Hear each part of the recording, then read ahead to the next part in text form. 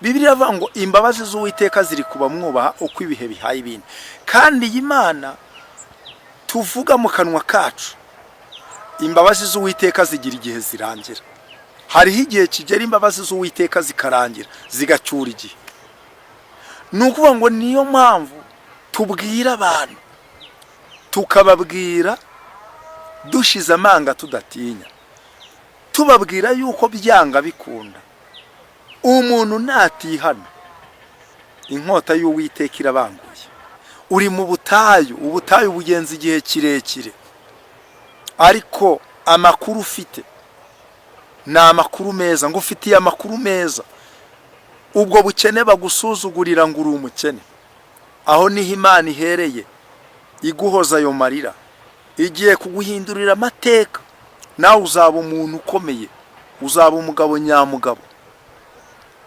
Iyo tuvuga ubutumwa nk'ubu bw'uko Imana ihindura amateka, ukibagirwa yuko waburaraga cyagihe mu minsi yashije, cyagiye waburaraga, ariko uyu munsi ukaba warabyibagiwe. Ukibagirwa yuko wari isuzugurwa mu muryango, ariko Imana ikaba yaraguhaye ijambo. Ukibagirwa yuko wari wararwaye amavunja, wararwaye inda, ariko uyu munsi ukaba wambara congo, ukambara ikositime. Ukiboneza amatwi inshuti yanjye, uri aho ngaho mu mujyi wa Kigali, byagucanze, ariko ujya kujya muri uwo mujyi wa Kigali, Imana yavuganye nawe. Nukuri, fata umwanya wiherere, wicika intege. Aho ngaho niho abadayimoni bashaka kugufatira, ishaka mwimbaraga. Nigeze mbwira abantu, ndavuga ngo burya hari ukuntu njya mbona abantu, ukabona nk'umuntu irambwira ngo hari abantu bari kwiyemera, bakiyemerana ibyaha, ngo genda ubabwire ngo uburakari bukaze bw'Uwiteka burabamanukiye. Imana irabambwira ngo ubabwire ngo ntabwo umujinya w'Imana wabavuyeho, ubabwire ngo uburakari bw'Imana burakongejwe kuri bo. Imana idufashe cyane. Icyama umuntu witwa umutinganyi uneza amatwi akumva ubu butumwa, Imana irambwira ngo bose ubabwire ngo uburakari bukaze bw'Imana bubagezeho. Imana irambwira ngo ibabajwe n'ibibera mu bitaro, mu mahopitari atandukanye, mu mavuriro atandukanye. Imana irambwira ngo iyo ibirebye yicuza n'icyatumye mubona ako kazi. Imana idufashe. Wagiye muri ako kazi usenze Imana, ikintu gitumye biriya bihugu bihinduka umwirare, ngo iyi si yamaze kononekara kubera abayituye. Imana irambwira ngo aho tugeze amahoro agiye kuva mu isi. Ibihugu abantu bajyaga gushakiramo amahoro, nabonye byabuze amahoro. Mbona abantu benshi uburakari bukaze bw'Uwiteka buracyana kuriho. Aho waba uri hose, waba ukomeye, ufite vewiti nziza ugendamo, ariko uburakari bukaze bw'Uwiteka bukuriho. Uravuga rikijyana, urica ugakiza, ariko uburakari bukaze bw'Uwiteka bukuriho. Ndagira ngo nkubwire ngo nta n'uwafungura udushumi tw'inkweto zawe kubera icyubahiro ufite, ariko uburakari bukaze bw'Uwiteka bukuriho.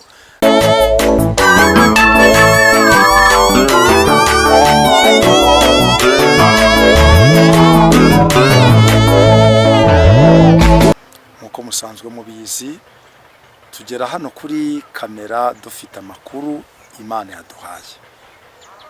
Dushuhuje abakunzi bacu bari mu Rwanda, dushuhuje abakunzi bacu bari mu bihugu biri kuri uyu mugabane wa Afrika, ibihugu bitandukanye. Turabafite abakunzi bari mu Burundi, bari Tanzania, Uganda, Congo, Malawi, Zambia, Kenya, Mozambique, South Africa n'ahandi. Mwese turabashuhuje, tubifurije umugisha w'Imana. Dushuhuje abari ku yindi migabane, umugabane wa Amerika, i Burayi mwese twagezeyo twabashuhuje, Australia, tubifurije umugisha w'Imana. Kandi no kuri turabakunda cyane, turabakunda tubikuye ku mutima. Mbere ya byose rero, reka tubanze dusenga Imana. Reka tubanze dusenga Imana kugira ngo nubundi tuvuge iby'Imana yaduhaye kubagezaho. Mana, mu izina rya Yesu ndagushimye Uwiteka mwami w'abami, ushimwe kandi uhabwe icyubahiro kuko uri Imana igira neza. Uri data wa twese, uri umurengezi w'ubugingo bwacu, uri igihome kidukingira, uri intwari mu ntambara. Jehova Nisi, Jehova Rafa, Amina. Ton pique reboshise fondre lebeku asikaya. Twarakubonye dushonje, twarakubonye mu ntambara, twarakubonye mu bihe bigoye. Mana Adonayi, ni wowe wera, ni wowe ukiranuka. Nukuri tuzahamya ineza yawe kandi ntabwo tuzaceceka Mana. Ngaho unyemerera mwami, ubwo twemereye kugera hano kuri kamera z'Amakuru y'Ijuru TV. Mana ubane natwe, utugiriye neza kuva dutangiye kugeza dushoje. Ibyo tugiye kuvuga bizahindure benshi, bizagirira umumaro benshi. Urakoze nyakubahwa Imana ko wumvise kandi ko tugiriye neza mu izina rya Yesu. Amen. Imana y'amahoro ibahe umugisha. Ari abari nijoro tubifurije ijoro ryiza, ari abari ku manywa tubifurije umunsi mwiza. Buri muntu wese aho yaba ari, kubera yuko ibihe byo mu isi ntabwo bijya bigenda kimwe. Iyo turi ku manywa ahandi baba ari nijoro, n'amasaha yacu ntagenda kimwe. Ariko icyambere nuko Imana yo mu ijuru ikwishimira aho waba uri hose. Reka rero dusome ijambo ry'Imana dusanga hano mu gitabo cy'amaganya ya Yeremiya. Igitabo cy'amaganya ya Yeremiya, turasoma ibice byaho bitatu. Ibice byaho ni bitatu. Turasoma n'umurongo waho wa 31 n'uwa 32. Haranditswe ngo, kuko Uwiteka atazagira ubwo areka umuntu iteka, naho yababaza umuntu ariko azamugirira ibambe nk'uko imbabazi ze nyinshi zingana. Kuko Uwiteka atazagira ubwo areka umuntu iteka, naho yababaza umuntu ariko azamugirira ibambe nk'uko imbabazi ze nyinshi zingana. Amen. Imana ishimwe kubera yuko Uwiteka mu mirimo ye yose ni umunyembabazi. Ni nayo mpamvu Imana ijya iduha ubutumwa, abantu bamwe bakavuga ngo mbese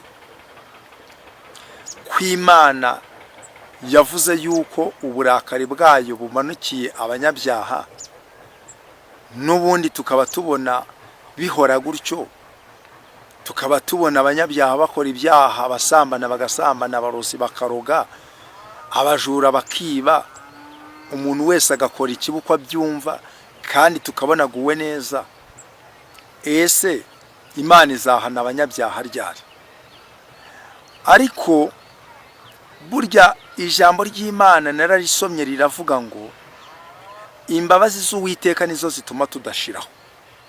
Ubundi Uwiteka iyaba mu mirimo ye yose hatabonetsemo imbabazi, Bibiliya iratubwira ngo twapfa umunsi umwe twese tugapfira icyarimwe, tugapfira gushira. Ariko kubera yuko Uwiteka ari umunyembabazi, haleluya, imbabazi ze nizo zituma tudashiraho.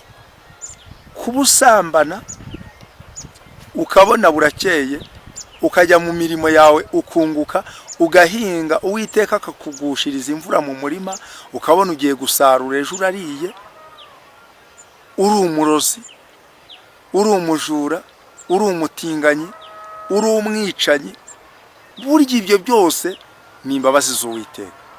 Ariko Bibiliya ivuga ngo imbabazi z'Uwiteka ziri kuba mwubaha uko ibihe bihaye ibindi. Kandi Imana tuvuga mu kanwa kacu, imbabazi z'Uwiteka zigira igihe zirangira. hariho igihe kigera imbabazi z'Uwiteka zikarangira zigacyura igihe. Ni ukuvuga ngo niyo mpamvu tubwira abantu, tukababwira dushize amanga tudatinya, tubabwira yuko byanga bikunda umuntu natihana inkota y'Uwiteka irabanguye, inkota y'Uwiteka irabanguye. Uti ubundi abahanuzi niko muhora, atuwerekera kose niko bihora.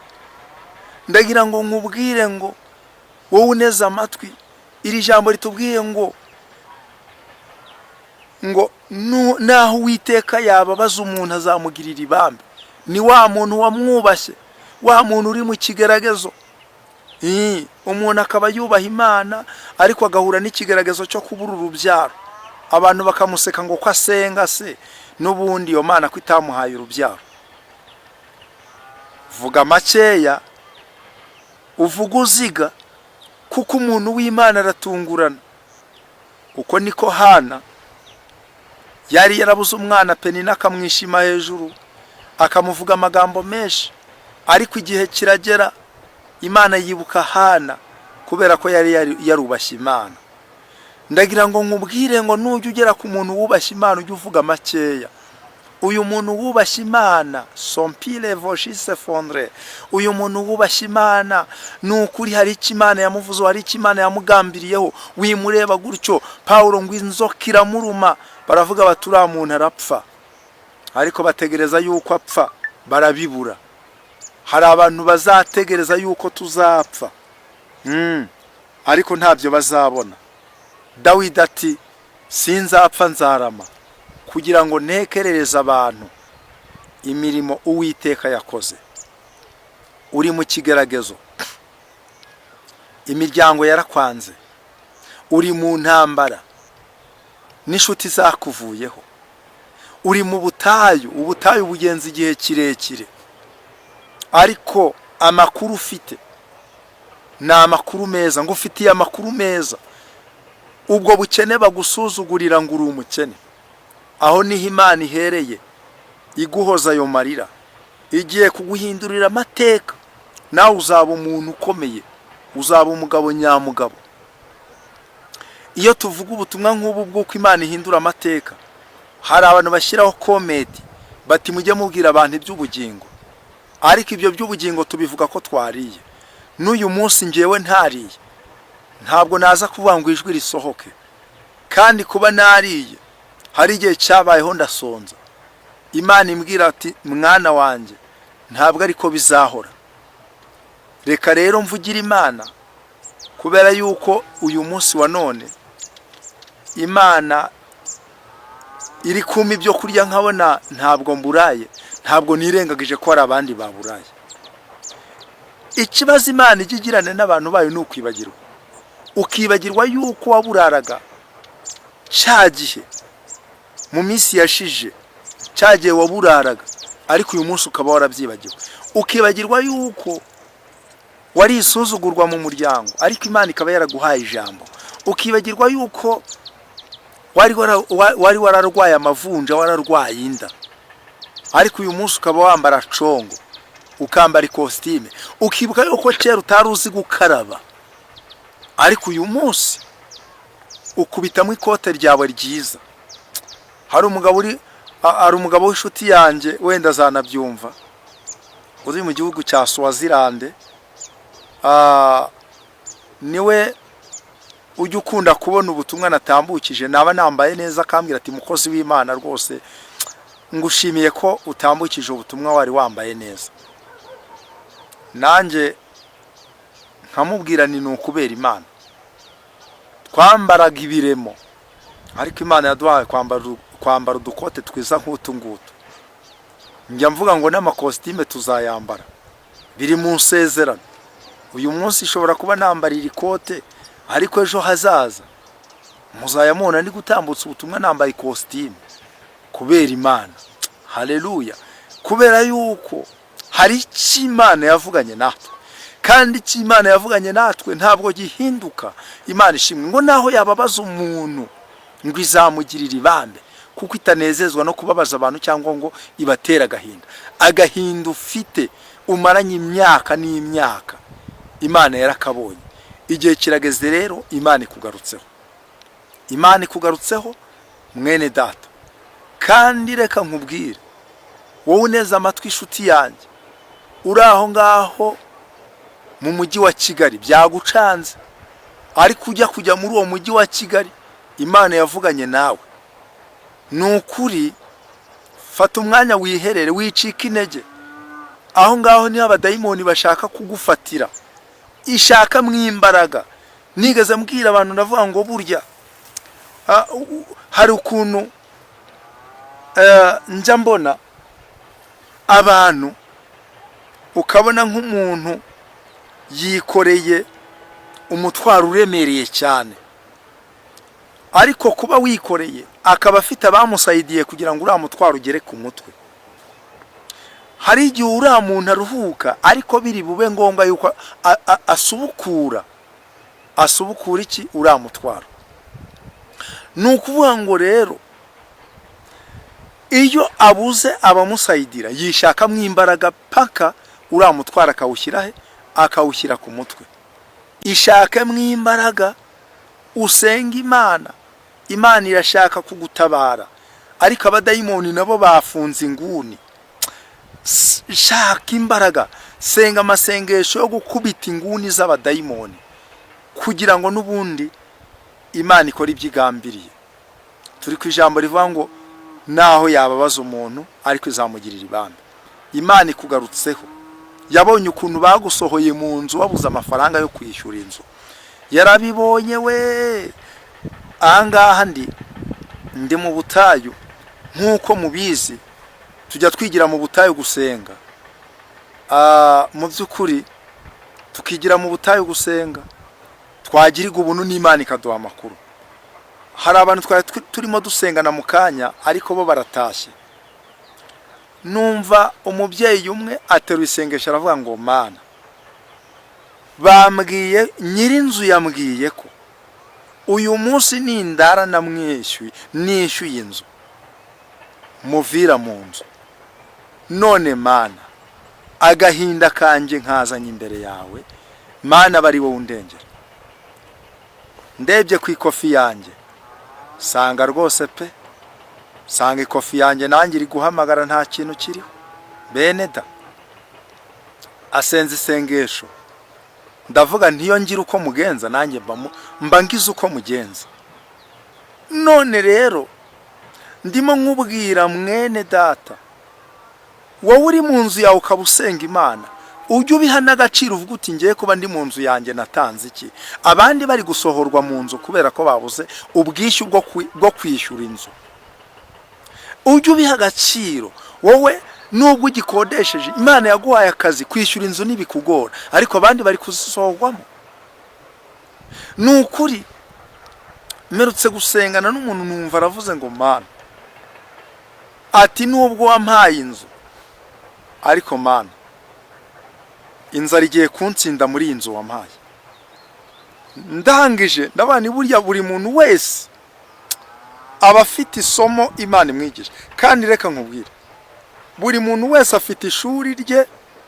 Ushobora kuba uri mu nzu yawe ntawe uri kukubaza ikodi, ariko ukaba uhanganye na keredi yenda kukugira umusinzi, nawe ubwawe uragenda ukumva ukudandabirana kubera amadeni. Uri mu nzu yawe, undi nawe ahangayitse kubera kuba ati ukwezi kurashira, inzu ndayishyura iki. Undi ahangayitse kuba ati ngende mu nzu yanjye ariko ibyo kujya ni ikibazo. Buri muntu wese afite isomo rye. Undi ahangayitse kubera ko yabuze urubyaro, undi ahangayitse kubera kuvuga ngo abantu bari kumuvuga ngo asazi iwabo, ngo uriya ntazubaka. Undi ahangayitse kubera iki, yarize ariko yabuze akazi. Undi ahangayitse kubera iki, n'ubundi aho afite ikibazo cy'uburwayi. Undi ahangayitse kubera ko umugabo yamutaye. Undi ahangayitse kubera yuko umugore amuca inyuma.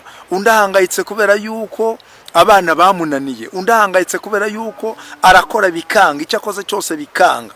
Ariko ndagira nkubwire ngo fata agahinda kose waba ufite ugatura Imana. Haleluya. Uku kwezi kwa gatanu kutararangira, ni ukuri kwa gatanu kutararangira kuri kubura iminsi ingaheze, gusa naho kurangiye, nyemerera umbabarire, reba ahantu ugenda wiherera, nushake n'ibyo kurya ubireke, agahinda kawe ugenda ugatura Imana. Ndagira ngo nkubwire ngo nubwo bimeze bityo, hari Imana. Ubutumwa Imana yampaye bufite ibice bibiri. Iki ni igice cya mbere cy'ubutumwa Imana yari yampaye. Reka twinjire mu kindi gice cya kabiri cy'ubutumwa Imana yampaye. Twatangiriye mu maganya ya Yeremiya, noneho tugiye mu gitabo cy'umuhanuzi Yeremiya igice cya 4 umurongo waho w'8. Igice cya 4 n'umurongo waho w'8. Reka dusome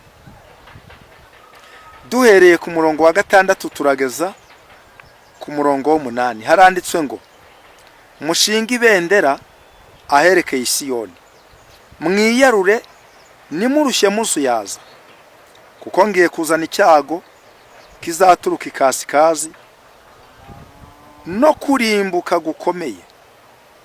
Intare yasohotse mu kibira cyayo, kandi umurimbuzi w'amahanga yahagurutse aviwe. Azanywe no guhindura igihugu cyawe umwirare, n'imidugudu yawe ikaba imisaka, igasigara itagira uyituyemo. Nuko nimukenyera ibigunira, mucure umuborogo murire, kuko uburakari bukaze bw'Uwiteka butatuvuyeho. Imana itubabarire. Iri jambo njya kurihabwa, Imana yambwiye ngo hari abantu bamaze gusinda ibyaha, bamaze gusinda ubusambanyi, bamaze gusinda kwica abantu b'abandi babaroga, bamaze gusinda abantu babeshyira abantu babashyira muri gereza, bamaze gusinda ibyaha. Kandi barumva ubundi iyo umuntu yasinze rimwe na rimwe ari ujya kumva ngo shango nge nakwereka ngo burango nge nguranze sha ngo nge ngo n'abagabo nka 5 ngo nabashyirara nkabakubita. Nyamara nubwo ari kuvuga gutyo, umukozeho yahita hirima. Hari imbaraga z'umusinzi ko tuza abasinzi uko bamera, ariko uko tubizi hari abantu biyemera nk'abasinzi. Umusinzi yiyemera yumva ko ari we munyembaraga ukomeye kurusha n'abandi.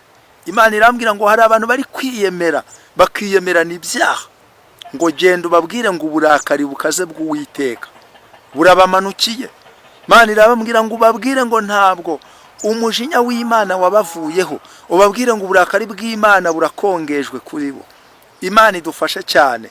Icyama umuntu witwa umutinganyi uneza amatwi akumva ubu butumwa, icyama njya nkunda kubivuga, icyama ubu butumwa turabuvuga mu rurimi rw'Ikinyarwanda, ariko hari igihe bizasobanuka ubu butumwa bujya no mu Cyongereza, n'abumva indimi z'amahanga babwumve, bujya mu Giswahili abumva igiswahili babwumve, bujya mu Gifransa abumva igifransa babwumve. Hari igihe ibintu bizasobanuka. Nzi yuko mu gusenga ibintu byose birashoboka. Imana yambwiye ko ubutumwa impaye buzagirira umumaro amahanga atandukanye. Ariko uyu munsi wa none, wowe uneza amatwi uri kumva ururimi rw'Ikinyarwanda, nukuri birashoboka yuko waba ufite inshuti y'umuntu tumva Ikinyarwanda, nawe ubu butumwa buramureba, kuko Imana iziye amahanga. Iri jambo niko ritubwiye ngo, mushinga ibendera aherekeye Siyoni, mwiyarure nimurushye muzuyaza. Ndabwira aba basambanyi ngo nibatiyarura, uburakari bw'Imana bwotsa burabamanukiye. Ndabwira aba bantu, hari ahantu merutse kugera numva biranambabaje. Sanga umuntu w'umukobwa avuye kwa muganga, yarasambanye, amaze gusambana n'ubundi abarasamye, asama inda, indi irakura. Noneho arangije ajya kwa muganga. Ajya kwa muganga ngo bayimukuriremo. Ageze kwa muganga, abaganga baramubwira bati reba, iyi nda ni nkuru ntabwo twayikuramo. Yari inda ikuze, ubona igeze nko mu mezi 7. Nukuri. Noneho numva birambabaje mu by'ukuri. Imana niho yambwiye ngo genda ubwire abaganga, ubabwire ngo uburakari bwotsa, uburakari bukaze bw'Imana bumanukiye abaganga bari gufata abantu bakabafasha gukura mwinda, bakagenda abo bana bakajugunya mu matuwarete. Imana irambwira ngo uburakari bukaze bumanukiye aba bantu bari gukura mwinda, umuntu yasama inda akavuga ati nta mwana ashaka kurera, agahita agenda akajya kwa muganga bagahubuzamo bakajugunya muri tuwarete. Imana irambwira ngo mbabwire ngo uburakari bukaze bw'Imana bubagezeho.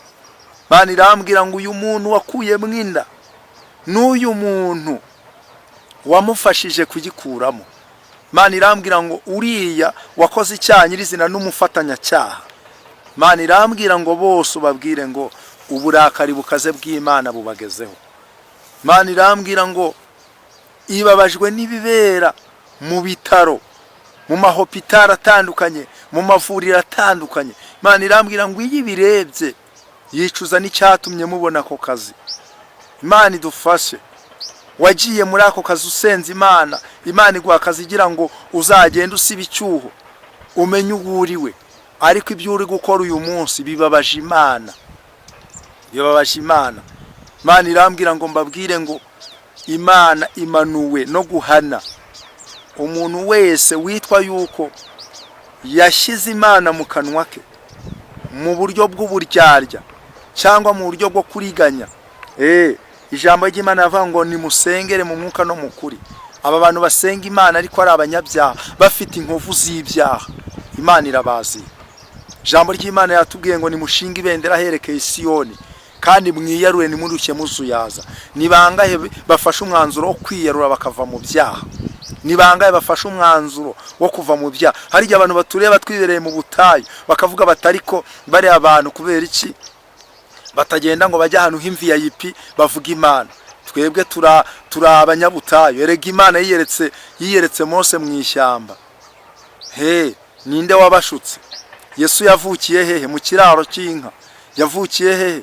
Hariya mu muvure, bamuryamisha mu muvure kubera ko yari yavukiye mu butayu. Ubundi tubivuze tubyeruye, Yesu nawe yavukiye mu butayu. Ni nayo mpamvu yakundaga kujya mu butayu.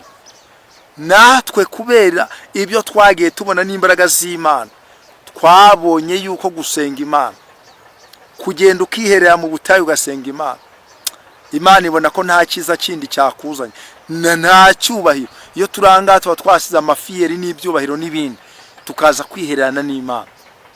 Ariko ndagira ngo nkubwire, waba uri muri Amerika, waba uri muri Australia, waba uri muri Europe, waba uri muri Afrika, waba uri mu bihugu bitandukanye, hose Imana irahageze. Imana izi abakomeye, Imana izi aboroheje. Umuntu wese uzi yuko yanegirije ibintu by'Imana akabitesha agaciro, Imana iramuziye. Kandi mureke mbabwire, uyu muntu wubaha Imana bikuye ku mutima, uyu muntu wubaha abantu b'Imana akabagirira neza, uyu muntu wubaha abantu b'Imana akabafasha, uyu muntu wubaha abantu b'Imana nukura akabasayidira, uyu muntu wubaha abantu. Erega mureke mbabwize ukuri, Bibiliya iravuga ngo tugirire neza abantu bose, ariko cyane cyane abantu b'inzu y'abizera. Niba ujya kugirira abapagani neza, nawe hari aho warenze. Hera muri ba bantu b'Imana, bari abantu b'Imana batagira icyo kurya, baha icyo kurya. Bari abantu b'Imana cyakora ugenda no mu bitaro usura abarwayi, genda ufashe ifubyi n'abapfakazi. Ureba umukozi w'Imana utagira umwambaro umwambike, ureba umukozi w'Imana ugize icyo akenye, umufashe. Ndankunda kubivuga ngo buriya abakozi b'Imana, Imana ibigisha ubutayu burebure cyangwa se ubutayu buhambaye. Nukuri ureba uvuga uti njyari umuntu mwambwiye ati ngiye ufite impano yo kureba, ati nshobora kukwitegereza wowe Vedaste nkamenya ngo mu bintu ukeneye n'iki n'icyo ukeneye. Usenga Imana uvuga uti ese Vedaste akeneye iki mu buzima? Numara kumva ko ari icyo ngewe nkeneye, wumvira umwuka wera icyo agutegeka. Erega nguko gukorera Imana. None se uzajya kuvuga ngo ngende umukozi w'Imana uri kumena umuceri ngaho kote boroke warayiborotse, amafaranga wayaborokeyeho, nyamara hari abantu b'Imana n'ubundi bari mu butayu bwo kubura n'icyo kurya n'icyo kwambara. Uri gukorera Imana ya hehe kuri kubeshya? Njya nkunda kubwira abantu, iyo mvuga ibisu kugira ngo nyamuneka wenda ngo njyewe iyo mbonye umugisha mukeya kandi ni imbere y'Imana, niba mbeshya Imana yancira urubanza dukeye Imana impaye. Ngerageza pe, ndi imbere y'Imana, ngerageza kudusangira na bene data bandi bababaye. Icyakora nuko bimeze, ndeba wa muntu w'Imana, hari abantu b'Imana bababaye pe, hari abantu b'Imana bababaye, nukuri natwe turababaye, ariko nanone nukuri ushobora kubura aho ngaho. Hari igihe njya kubona nkabona umuntu w'Imana dusengana arambwiye ngo bansohoye mu nzu, nkareba nkavuga nibuse ko nanjye nta bushobozi, ariko nkakora iyo bwabaga, nkavuga nuko biri kose nibura reka ngufashe. Niyo mpamvu nanjye uko mba nikuyeho gake yafite nta nako mfite. Nukuri umuntu wese agizwe n'undi, fasha mugenzi wawe nawe uzabona abandi bagufasha. Nanjye nkeneye ubufasha, nawe ukeneye ubufasha. Uko turutanwa mu byiciri, nimureke dufashanye, dutahiriza umugozi umwe nk'abagenzi bajya mu ijuru. Ibyo nibyo byubahisha Imana Data.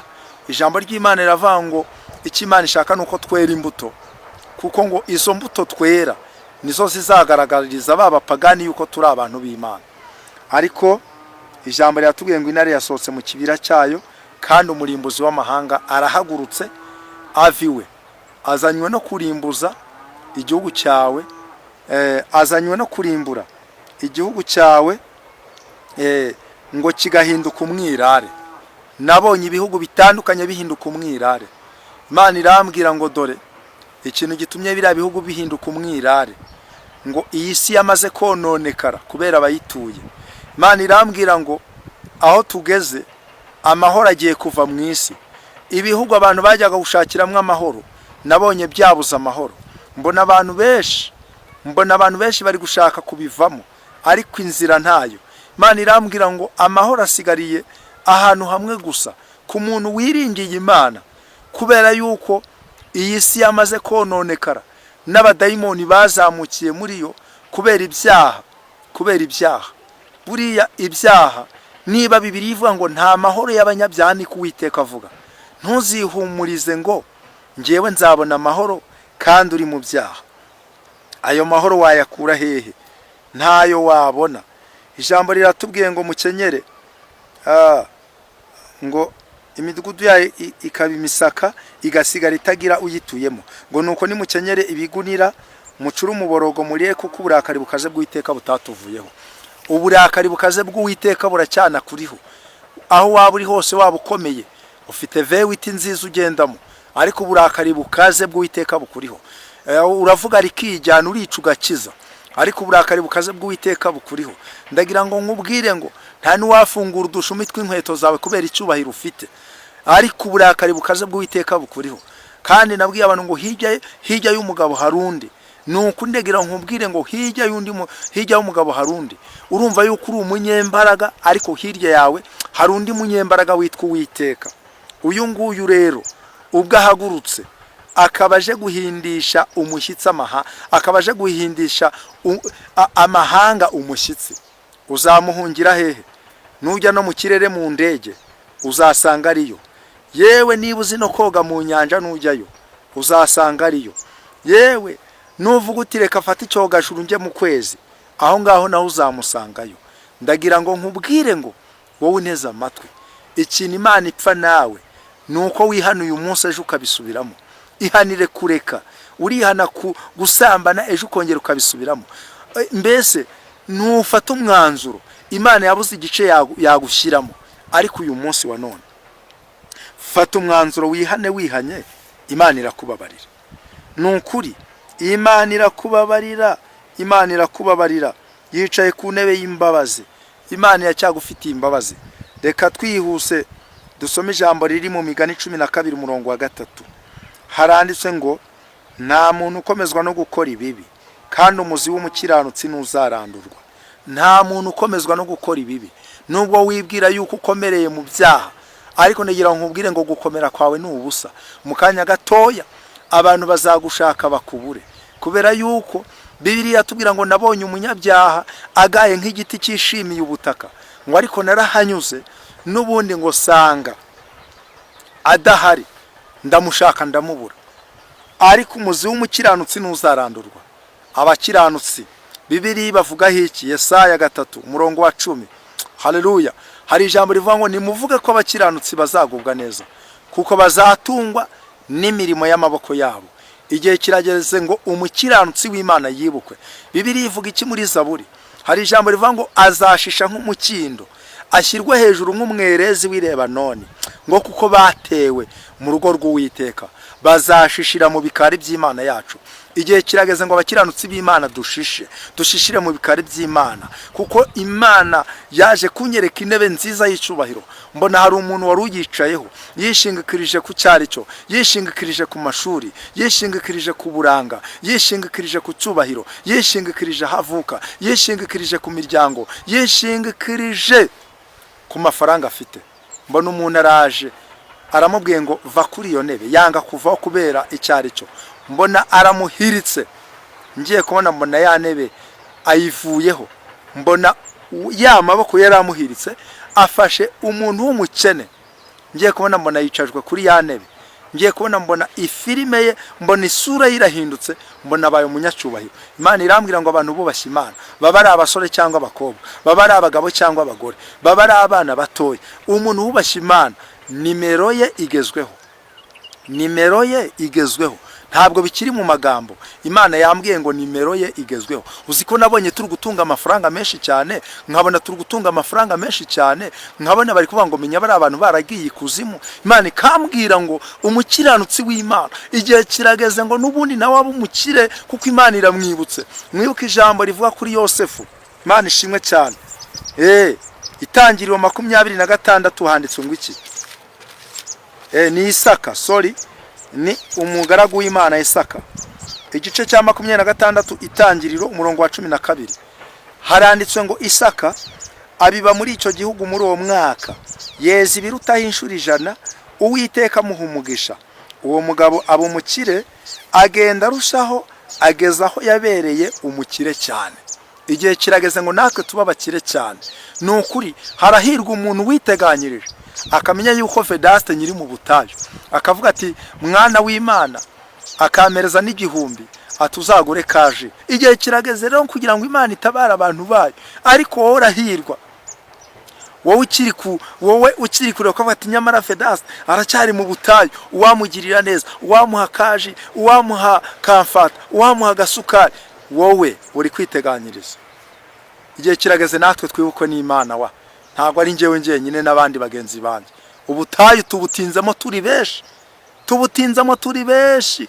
Hari ababyeyi batinze mu butayu bwo kutabyara, hari ababyeyi batinze mu butayu bwo gutotezwa, hari ababyeyi batinze mu butayu bwo gusuzugurwa, hari ababyeyi batinze mu butayu batinze mu butayu bw'ubukene bw'inzara. Hari ababyeyi batinze mu butayu, hari abagabo batinze mu butayu bagenzi banje.